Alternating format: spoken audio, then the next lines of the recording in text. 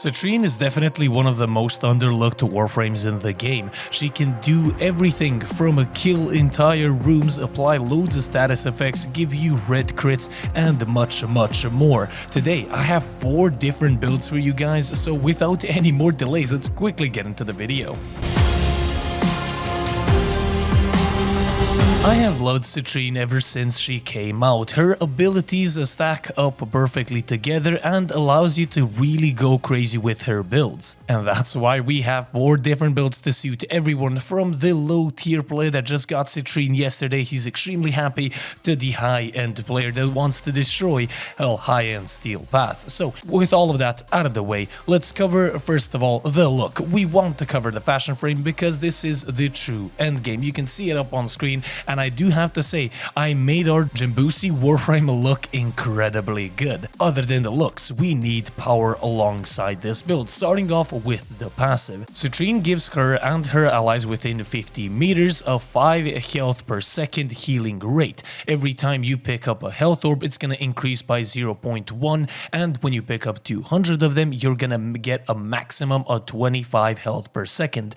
A pretty good and decent way of holding up this Warframe, but it's not the best way to survive. The first ability that we have is Fractured Blast. She grabs shards of glass from her pocket and throws it at enemies. It applies impact and slash, and this also gives you an increased chance of getting health and energy orbs. A really good sustainable way, but we're gonna be changing this out in some builds a little bit later. Preserving Shell is her second ability and one of the most crucial abilities because it gives you a maximum of 90% damage reduction. You can actually see it in the bottom right hand corner, and you can also see the health per second that you gain. The more kills and assists that you gain, the higher the defense actually goes, as I said, maxing out at 90%. The third ability is where it gets fun. It is a Prismatic Gem. Prismatic Gem summons a gem that flies in front of you for a couple of meters, 5 to be exact, and when you attack an enemy, it will fire off a beam dealing heat, cold, electricity, and toxin damage. It will apply all of these status effects randomly per a certain delay,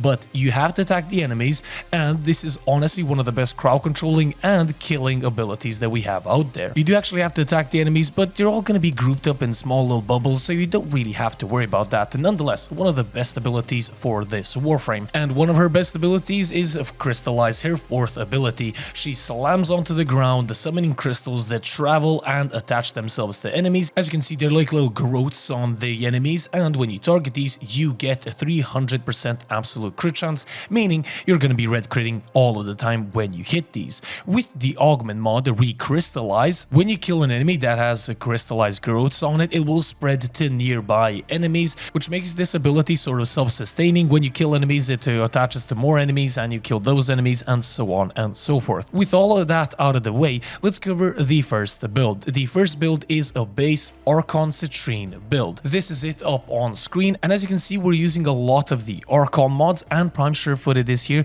Don't worry, it's not that necessary. If you do want to get tossed around like a bag of sugar, then you cannot use anything here, but Surefooted or Handspring is gonna help out a lot, so I highly recommend you use it if you do not have the Prime variant. Alongside that, if you don't have the Archon mods, you can use the base mods, but using the Archon mods is gonna be greatly beneficial. Archon Continuity is gonna give you corrosive on every toxin proc. Archon Vitality is gonna double your heat procs. Archon Stretch and Archon Flow are both gonna give you energy in one sort of way. Archon Stretch with electricity, and then frozen enemies will give you extra chances of dropping energy orbs with Archon Flow. Blind Rage and Umbral Intensify are pretty much a must here. We do need that juicy power strength, Equilibrium for energy, and the Recrystallize, of course, the augment that we talked about earlier. And in the arcane slots, Molt Augmented and Arcane Blessing, both of them for their separate purposes of giving us extra health through Blessing and giving us power strength through Molt Augmented. Now, let's say you already have a base Citrine, you have everything built, you want to put in a little bit more fun.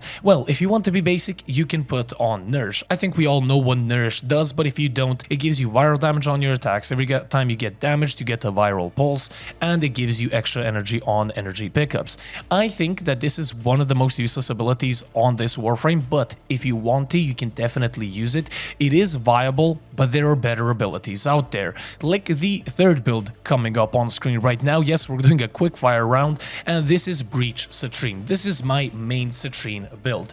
Here, the only thing that changed out is the first ability. We are using Breach Surge, which is Whip's ability. This is going to be incredibly good for, first of all, blinding the enemies, crowd controlling the enemies, and giving you extra damage, and hitting those sparks is going to kill enemies, which is incredibly good. Here we do have a different method of surviving. We're using Brief Respite and Arcane Aegis. Considering we're casting our first and second ability almost all of the time, keeping them up, you're going to be instantly gaining overshields and keeping you alive even through that method. And now, the last build that we have is the Armor Strip Citrine. This build is pretty much the same as the previous build. You can actually see it up on screen. The thing that changed here is we're using Theros Strike. Now, Theros Strike is pretty good, but not the best armor stripping ability. We do have Terrify, but that makes them run away. What is good about Theros Strike is you can actually even armor strip acolytes. So when you run into those sticky situations where you can't use your abilities, or when you shoot your weapon and then you damage yourself, I actually forgot which acolyte that is, Theros Strike is gonna come in handy a lot. So this is the second build that I use when I don't want to go with Breach Surge. And now that we quickfired all 4 of those builds, let's cover the Archon Shards. We actually have 2 yellow ones, base ones, giving us casting speed, and 1 Talforged red, giving us extra power strength.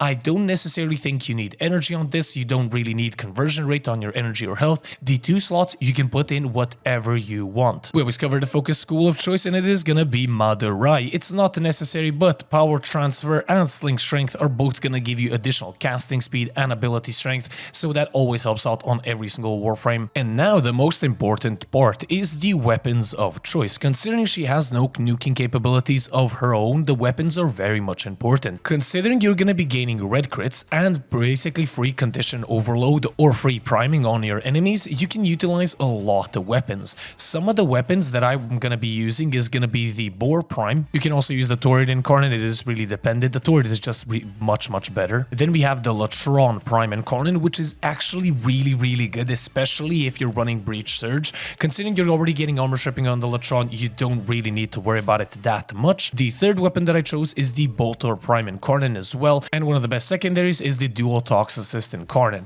As I mentioned, there's a lot of weapons you can use with this Warframe. You can even use melee weapons. I just prefer not to, considering you're going to be gaining those awesome red crits and you're going to be recrystallizing enemies over and over again alongside the priming. You don't really need to worry about killing enemies. The companion of choice is going to be Nautilus Prime with Hellstrom. Nautilus Prime is going to be incredibly good for crowd controlling, bringing enemies in, and also with Reinforced Bond, it is going to give you an increased fire rate, which is always nice. Hellstrom, which is the weapon that I use on my Nautilus, will also give you gas damage and allow you to utilize and deconstruct a lot. You can use the Cryotra as well. It really depends on which one you want to use. Both builds are up on the screen, so it is completely up to you. But how are you supposed to use this build? Well, it is plain and simple.